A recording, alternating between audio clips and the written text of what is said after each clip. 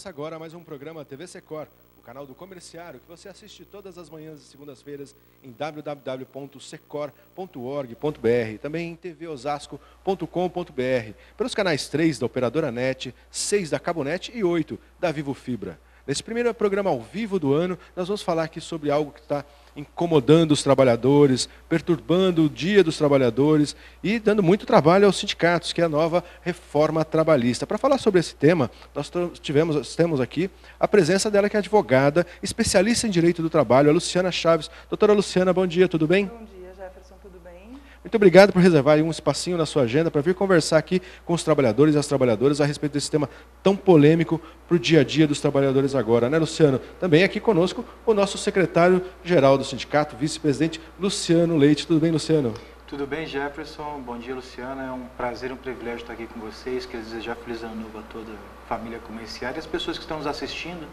Um forte abraço.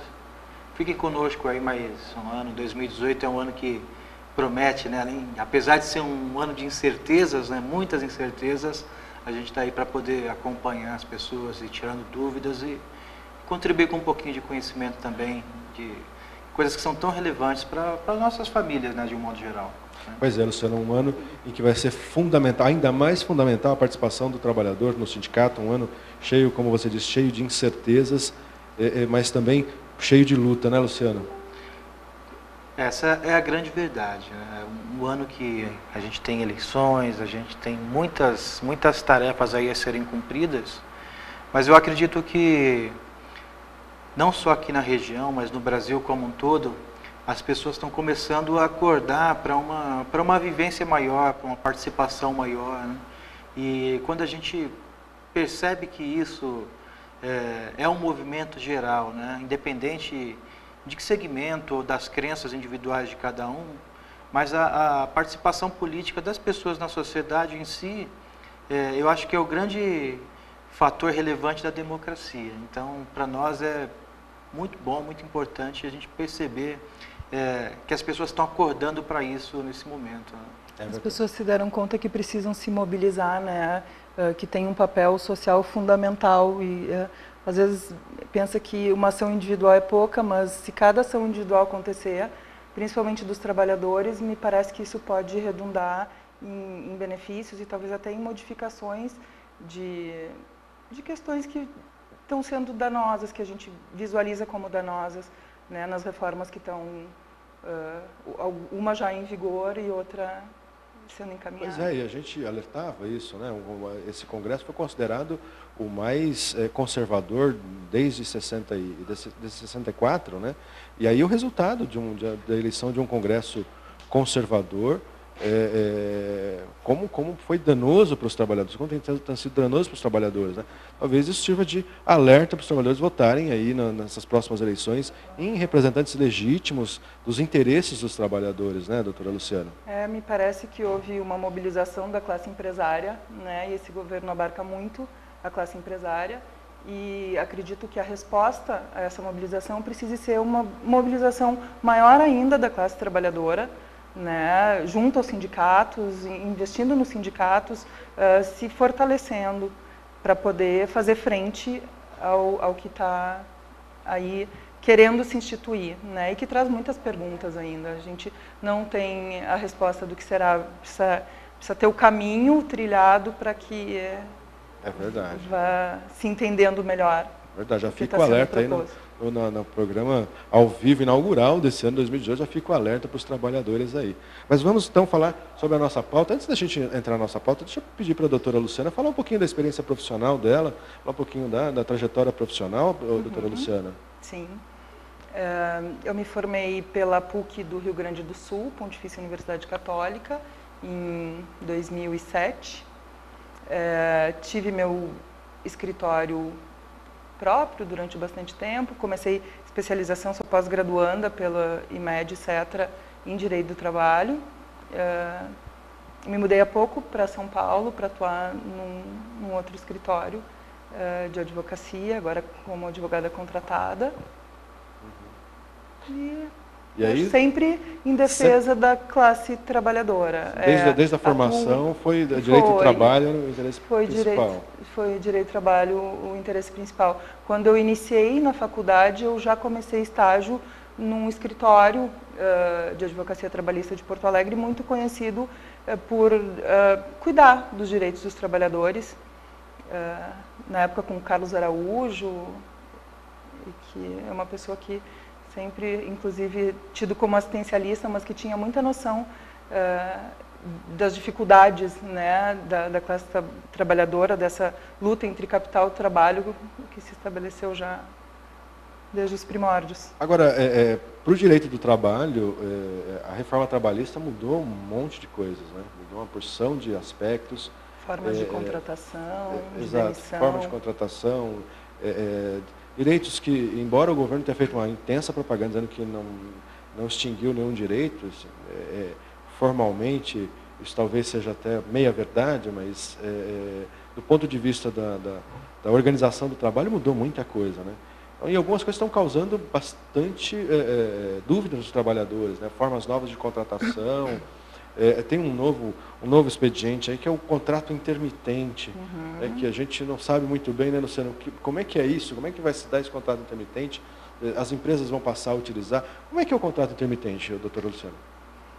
O contrato intermitente, ele precisa ser registrado, né, na CTPS do trabalhador, com identificação das partes, assinatura, enfim, toda uma formalidade.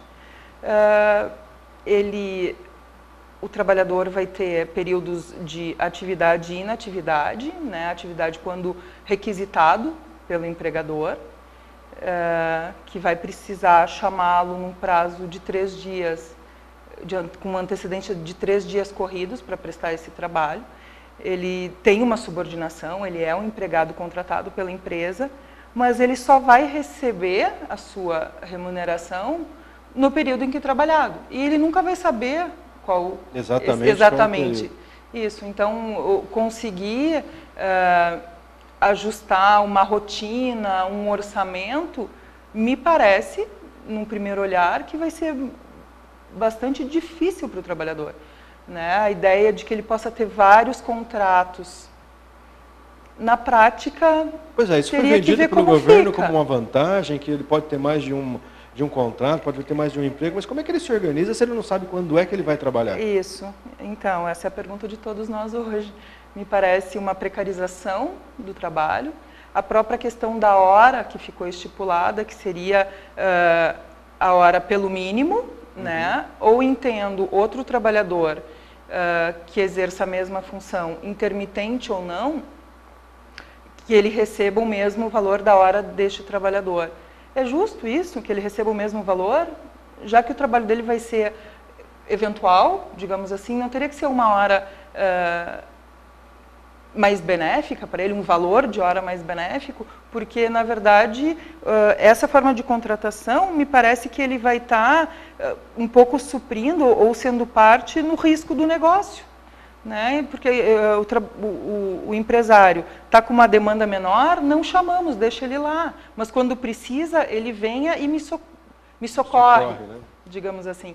Então, acho que ele passou a também auxiliar no risco do negócio. Ele precisa, então, ter uma remuneração acima, não igual. E parece que botar igual foi um benefício, não foi um benefício.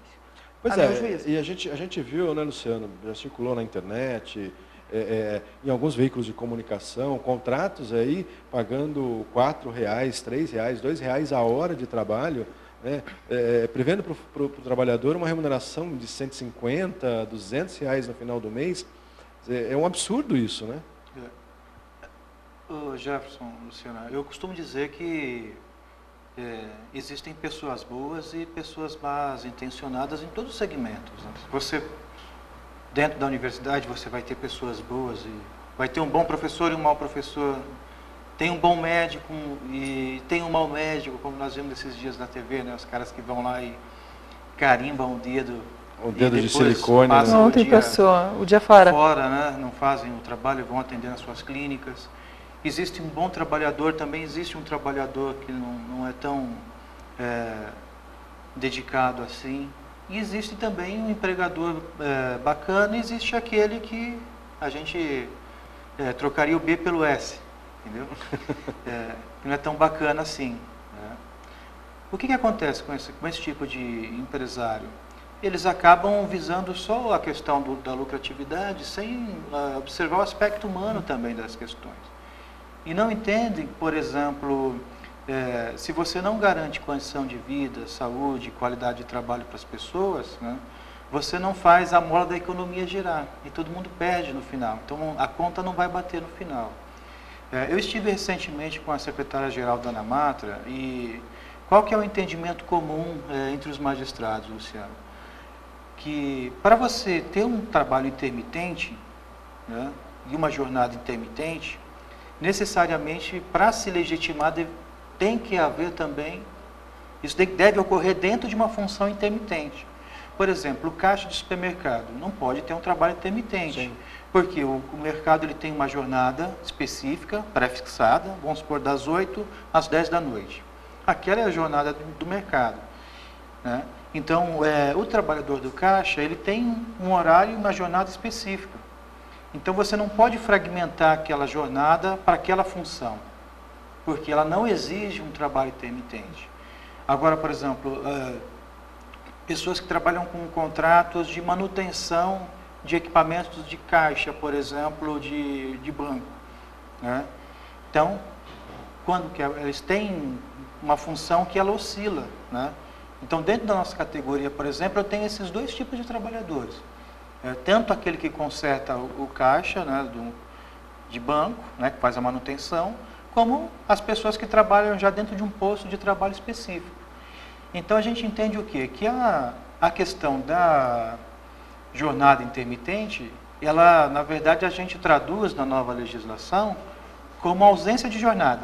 Então, como a maioria dos processos das ações trabalhistas elas estão relacionadas também com a jornada de trabalho, então, se não tiver jornada, é a flexibilização de direitos mesmo na sua forma mais generalizada. Isso, para nós, é completamente nocivo para a sociedade, né? Para as famílias, não só para a pessoa como indivíduo, né? Mas para toda a coletividade. A gente entende, né? Também os magistrados entendem que vai haver toda uma força-tarefa para que isso não se configure como uma prática comum entre as pessoas.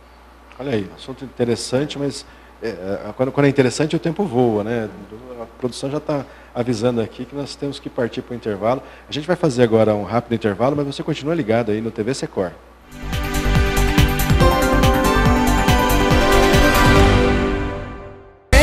A biometria vem, não pode faltar ninguém. A cidadania está na ponta do seu dedo também. A digital de cada um faz a diferença, vem. Você escolhe a dedo e vota muito bem. Por isso mesmo não pode faltar ninguém. Vem pra biometria, vem. Acesse o site da Justiça Eleitoral e se informe sobre a biometria no seu estado. Não pode faltar ninguém. Cerca de 500 mil crianças e adolescentes são explorados sexualmente no Brasil. A maioria delas tem entre 7 e 14 anos. Estima-se que a cada 24 horas, 320 crianças sejam exploradas em todo o país. Só 7 em cada 100 casos são denunciados. E nas rodovias federais, existem cerca de 2.000 pontos de exploração sexual de meninos e meninas.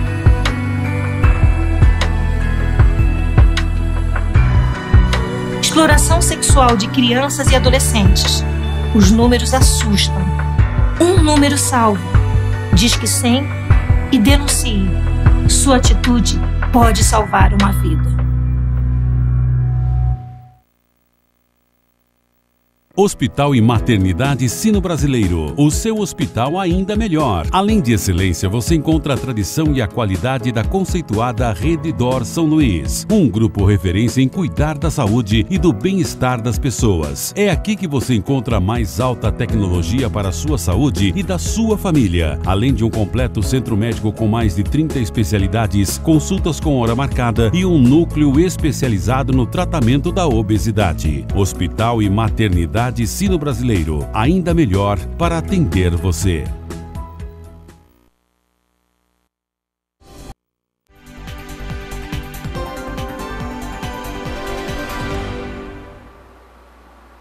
Estamos de volta com o programa TV Secor, falando hoje aqui com a advogada, doutora Luciana Chaves, especialista em Direito do Trabalho. Nós falamos aí na primeira parte, no primeiro bloco do nosso programa, doutora Luciana, a respeito do trabalho intermitente, do contrato de trabalho intermitente. Mas tem outro ponto que gera bastante dúvidas dos trabalhadores, vendido também com uma enorme vantagem, que é a questão da divisão das férias aí em períodos, em até 3 períodos. Como é que fica as férias dos trabalhadores com essa nova legislação? As férias, antes já se dividia poderia, até 2 como períodos, exceção, né? Até 2 períodos, né? A exceção de quem tivesse menores de 18 e maiores de 50. Então, já era uma prática. E sobre essa questão, eu realmente vejo como algo que pode ser bom, se bem conversado entre as partes, se realmente for como a lei prevê, de um acordo, né, entre o empregado e o empregador, me parece que pode beneficiar. A nova lei traz que não pode ser inferior a 14 dias, um dos períodos, né, e os outros 2 não podem ser inferiores a 5. Então, por exemplo, quem tira 14, teria mais 16, pode dividir em 8 em 8, né, 10 e 6, e talvez para ajuste de férias em família, de mais períodos de pausa ao longo do ano, possa ser interessante. Mas é fundamental registrar para os empresários aí que estão acompanhando o programa atentamente para saber o que o sindicato pensa a respeito, né, Luciano? Daí não pode dividir em 3 períodos de 10. Né? Não pode. Não pode dividir em períodos iguais ou mais do que 3 períodos. Né? Um dos períodos necessariamente tem que ter 14 dias, então isso já impossibilita o 10 e 10, né? E como é que fica o pagamento E uma coisa que o Luciano, uma coisa que o Luciano falou e que eu gostaria só de rapidamente retomar, claro, sobre a questão humana nas relações de trabalho também, né? Então, essa ideia de que estão em lados opostos me parece um equívoco, né? Não deveriam estar. Quem tem uma empresa, se investe no seu funcionário, no bem-estar do seu funcionário, em férias que ele tire e realmente ele possa ficar bem, ter mais saúde para o trabalho, que ele tenha usufruído do seu lazer, me parece que vai ser um funcionário que vai trabalhar com mais disposição. Vai ajudar a crescer mais o negócio. Vai ajudar a crescer a empresa. Eu acho que esse link do humano, quando ele começa a acontecer no ambiente de trabalho, ele realmente faz com que todos cresçam. É verdade. A produtividade, enfim. Agora, em relação ainda às férias, como é que fica o pagamento, né, de um texto constitucional? Em que momento isso vai ser pago? Ele é dividido também pelo período? Como é que fica isso? Também dividido e tem que pagar até 2 dias antes do trabalhador gozar as férias. Então, para cada período de férias, então, tem o proporcional do terço, o valor do que ele... Isso, a antecipação do dos tempo dias de que ele férias, vai tirar. né? Isso, exatamente, antecipação dos dias de férias. Permanece a possibilidade de que ele, a famosa venda das férias, né, que é o abono pecuniário, então 10 dias ele ainda dispõe, se assim desejar, o que eu não recomendo. Por que eu não recomendo? Voltando à questão de que férias, o período de descanso, se a gente for pensar num ano de 12 meses, um ano, e agora ainda fracionado, eu acho que ele é muito bem-vindo e muito importante para a questão da própria saúde da pessoa. Tá certo. Agora, um outro aspecto também que ficou amplamente divulgado da nova legislação no momento da demissão. Aliás, tem 2 coisas aí, né? No momento da demissão, tem uma nova forma de demissão que prevê metade do valor da indenização, né? Da multa, né? Sobre o FGTS. E um outro aspecto que eu vou pedir depois para o Luciano comentar, que é a questão das homologações. Mas primeiro vamos falar dessa coisa da multa, doutora.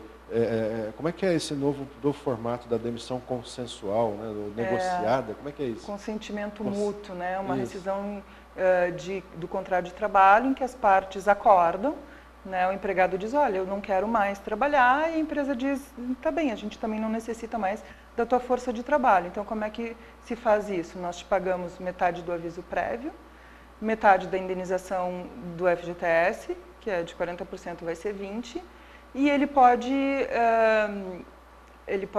receber 80% do fundo de garantia, né? Liberar 80% do fundo de garantia, e nesse caso não tem direito a receber o seguro-desemprego.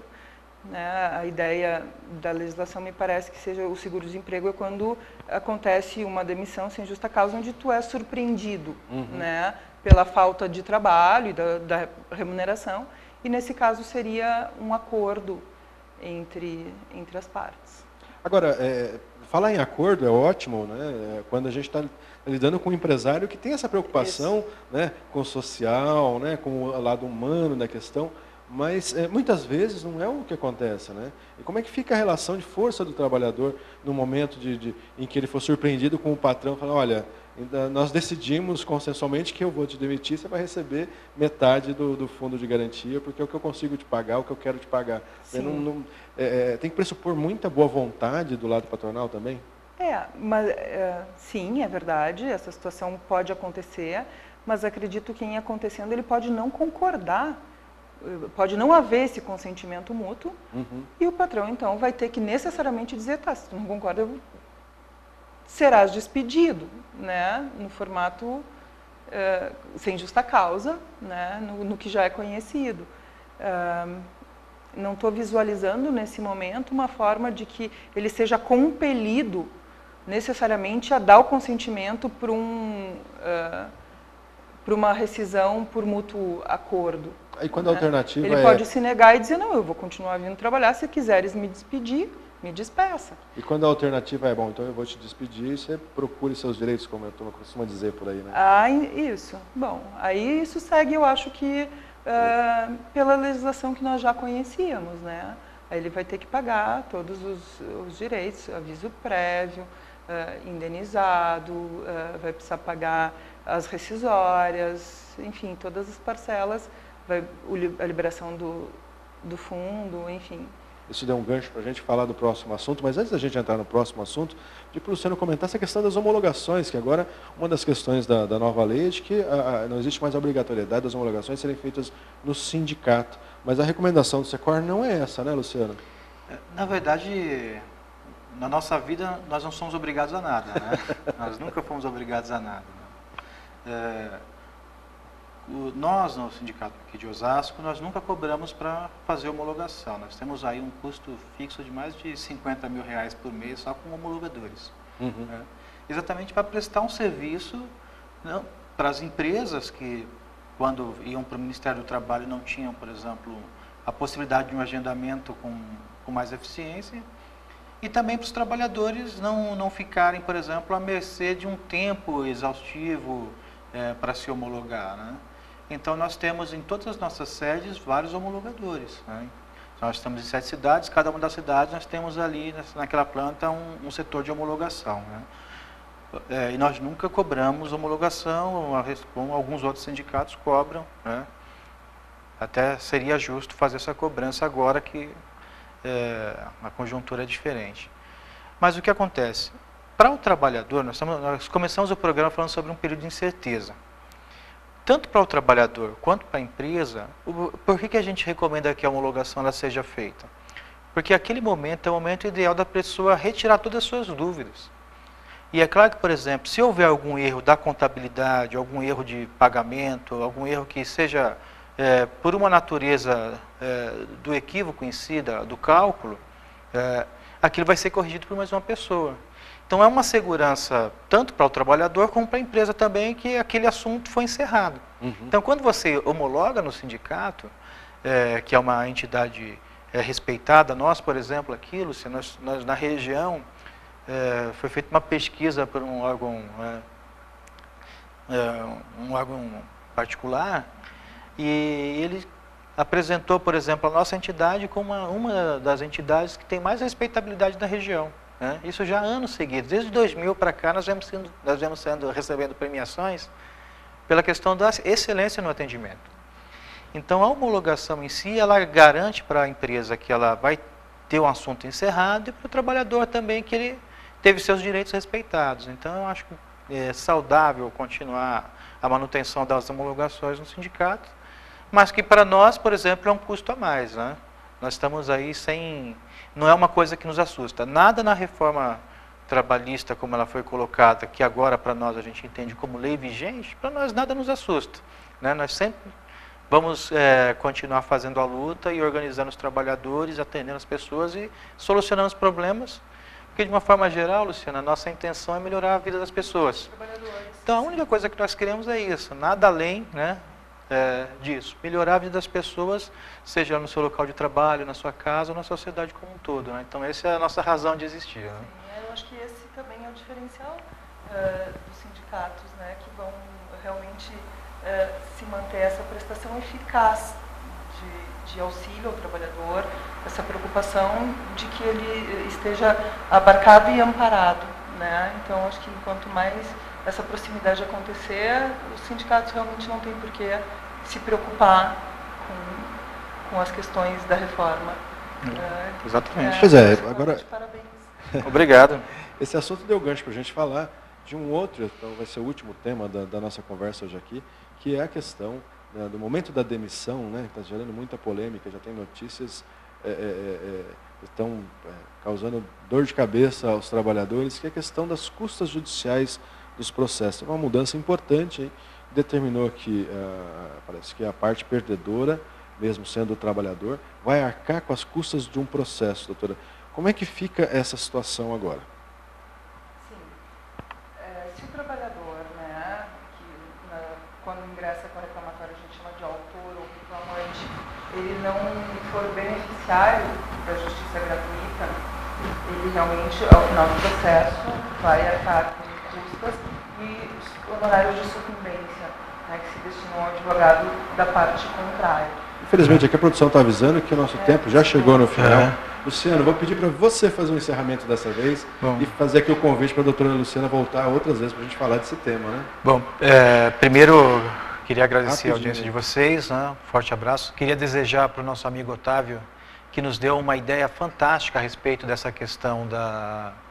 O Otávio, que inclusive faz aniversário agora dia 11, um grande abraço, a gente gostaria muito de estar aí perto de você, te dando um abraço pessoalmente, mas ele é de outro estado. Ele disse o seguinte para nós: por que o sindicato não paga os custos trabalhistas e honorários advocatícios dos trabalhadores que são associados?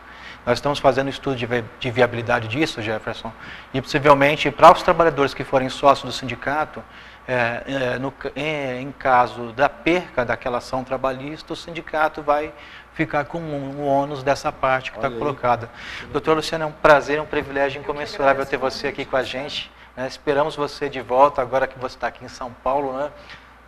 Com certeza vão haver vários momentos que a gente vai poder estar falando sobre vários temas, porque a gente sabe que a doutora assim, ela tem uma expertise fantástica, não só nessa questão jurídica trabalhista, mas também em outros assuntos que são de relevância, né? Então é um prazer mesmo ter você conosco. Obrigado, Luciano. Obrigado, doutora Luciana. Espero ter podido ajudar um pouquinho no entendimento dos trabalhadores. Obrigado. E o TV Secor fica por aqui. A gente aguarda você na próxima semana. Até lá.